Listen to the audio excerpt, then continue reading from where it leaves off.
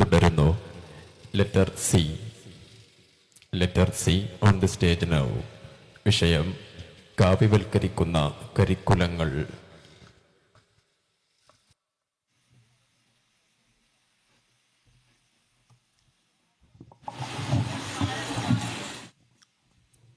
السلام عليكم ورحمة الله.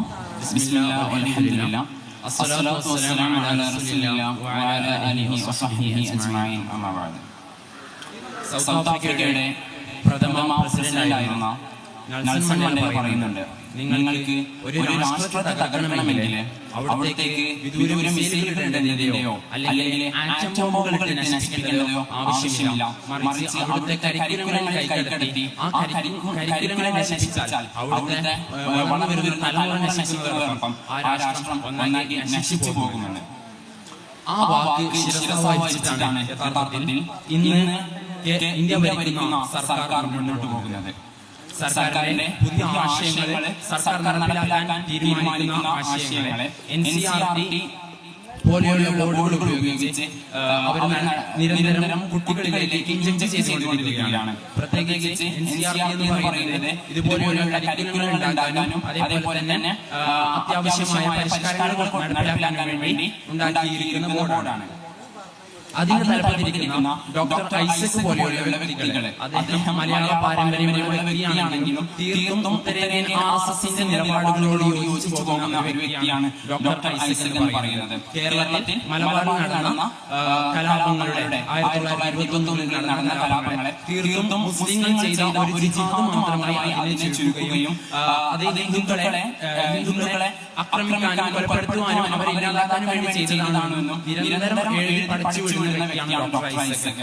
അദ്ദേഹം അതേപോലെ തന്നെ CK ശാസ്ത്രി എന്ന് പറയുന്ന സംസ്കൃത ഭാരത സ്ഥാപകൻ, സംസ്കൃത ഭാരതം RSSമായി ഏറെ സാമ്യമുള്ള ഒരു സംഘടനയാണ്. ഇവരെ പോലെയുള്ള ആൾക്കാരൊക്കെയാണ് NCERTന്റെയും അതേപോലെ തന്നെ തുടങ്ങിയ പരിഷ്കാരങ്ങളെ സിലബസിലേക്ക് കൊണ്ടുവരുന്നതിന് ഫലപ്രദമായിരിക്കുന്ന വ്യക്തികൾ എന്ന് മനസ്സിലാക്കണം. ഇവർ കൊണ്ടുവരുന്ന ഓരോ ആശയങ്ങൾ പ്രത്യേകിച്ച് ഈ അവസാന കാലത്ത് കൊണ്ടുവന്ന ക്ലാസിക്കൽ ഹിസ്റ്ററിയിലേക്ക് നമ്മുടെ ആൻഷ്യന്റ് ഹിസ്റ്ററിയെ മാറ്റണമെന്ന് പറഞ്ഞുള്ള ഒരു പരിഷ്കരണം ലക്ഷ്യമിടുന്നത് RSS എന്താണ് ഇത്രയും കാലം പറഞ്ഞു നടക്കുന്നത് ആ ആശയത്തെ പ്രതിഫലിപ്പിക്കാനുള്ള, ആ ആശയത്തെ കുട്ടികളിലേക്ക് കൈമാറാനുള്ള ഏറ്റവും നല്ലൊരു മാർഗമായിട്ടാണ് അവർ അതിനെ കാണുന്നത്. ആൻഷ്യന്റ് ഹിസ്റ്ററിനെ അതൊരു മിത്താണ് അല്ലെങ്കിൽ അതൊരു ലെജൻഡ് എന്നുള്ള രീതിയിൽ അതിനെ വളരെയേറെ ഊതിയിരിക്കുകയും ആ നിലയിൽ ആ ചരിത്രത്തെ സ്പ്രെഡ് ചെയ്യുകയും എന്നതാണ് അവരുടെ ലക്ഷ്യം. അത് മാത്രമല്ല, ഈ അടുത്തൊരു കാലത്ത് അവർ മുന്നോട്ട് വെച്ച ആശയമാണ് സോഷ്യൽ സയൻസ് ബുക്കുകളിൽ, ഹിസ്റ്ററി ബുക്കുകളിൽ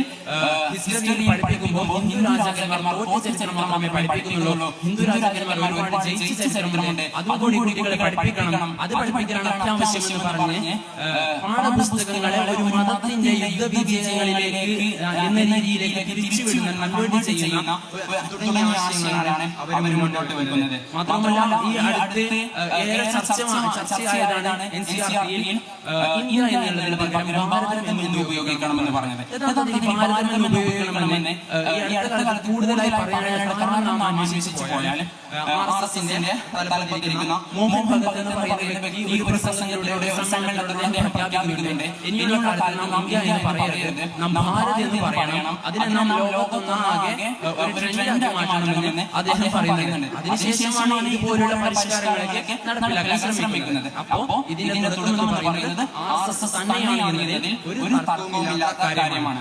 മാത്രമല്ല, ഗുജറാത്ത് കലാപത്തിൽ നമുക്കറിയാം RSSന്റെയും BJPയുടെയും പങ്ക് ഇത്രയും വലിയ ക്രൂരമായ അക്രമമായിരുന്നു നമുക്കറിയുന്നതാണ്.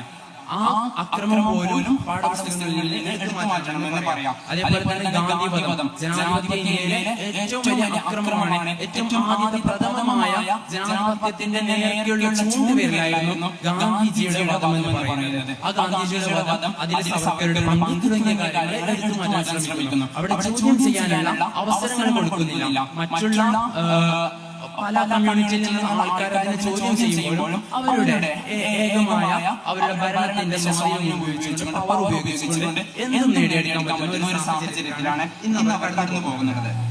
മാത്രമല്ല ജനാധിപത്യം നേരിടുന്ന വെല്ലുവിളികൾ എന്നുള്ളത്, ജനാധിപത്യം രാഷ്ട്രീയ പാർട്ടികളിൽ നിന്നുള്ളത് തുടങ്ങിയ ചാപ്റ്ററുകളെല്ലാം എടുത്തു മാറ്റുകയും ഹിന്ദി പോലെയുള്ള ഭാഷകളെ കരിക്കുലത്തിൽ മുന്നോട്ട് കൊണ്ടുവന്ന് ഇംഗ്ലീഷിലാകുമ്പോൾ വൈഡായിട്ടുള്ള റീഡിങ്ങിലേക്കും മറ്റും പോകുമെന്ന് ഭയന്നുകൊണ്ടാവണം ഹിന്ദിയിലുള്ള ചുരുങ്ങിയ സങ്കുചിതമായ രൂപത്തിലേക്ക് കുട്ടികളെ വളർത്താനും അതിലേക്ക് ഇടുക്കാനുമുള്ള തന്ത്രത്തിന്റെ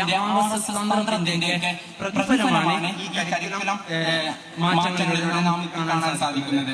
അപ്പോ ഇങ്ങനെയൊക്കെ നോക്കുമ്പോൾ ആകെ പറഞ്ഞാൽ RSSന്റെ എല്ലാം കൃത്യമായ ഇഞ്ചക്ഷനുകളാണ്, അവരുടെ ഓരോ പദ്ധതികളുടെയും ഇഞ്ചക്ഷനാണ് NCERT അല്ലെങ്കിൽ മറ്റുള്ള ഇന്ത്യയിലെ കരിക്കുലങ്ങളിൽ നടന്നുകൊണ്ടിരിക്കുന്നത്. ഇതിനെതിരെ ശക്തമായി നിലകൊള്ളണം, കേരളം പോലെയുള്ള സംസ്ഥാനം നിലകൊള്ളണം എന്ന് മാത്രം ഓർമ്മിപ്പിച്ച് നിർത്തുന്നു. അസ്സലാമു അലൈക്കും. ആശയവിനിമയത്തിന്റെ അവസാന ആശുപത്രിക്ക് മുകളിലും ആയുധങ്ങൾ വീഴാനിരിക്കുന്നു. സമരകാവ്യങ്ങൾ അദൃശ്യമായ തടവുകളിൽ പാർപ്പിച്ചിരിക്കുന്നു. മിണ്ടാതിരിക്കുന്നതാണ് സുരക്ഷിതമെന്ന് കരുതുന്ന ദേശീയതയുടെ കാലം. പക്ഷേ ഈ പുഴക്ക് തിരിച്ചൊഴുകാതിരിക്കാനാവില്ല. ഈ പക്ഷികൾക്ക് തിരിച്ച് പറക്കാതിരിക്കാനുമാവില്ല. സീസൺ 17 സർഗോത്സവം വേദിയിൽ തുടരുന്നു. ജൂനിയർ പ്രസംഗം Malayalam. Letter D. Judges, please note that letter D on the stage now. വിഷയം കാര്യവൽക്കരിക്കുന്ന കരിക്കുലങ്ങൾ.